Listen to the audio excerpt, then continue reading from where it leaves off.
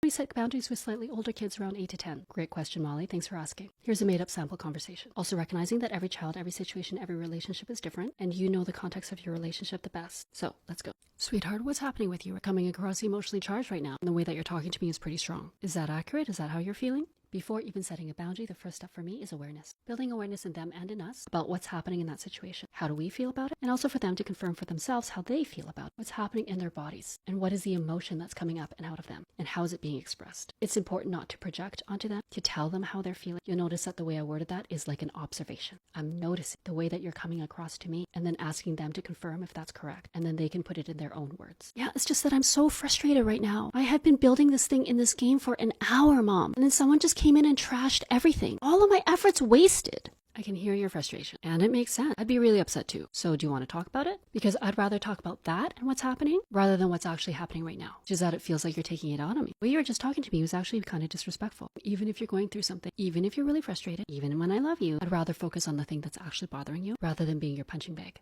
Yeah, okay, sorry, Mama. It's just I'm so mad right now. I know that sounds really awful. So what do you think you want to do?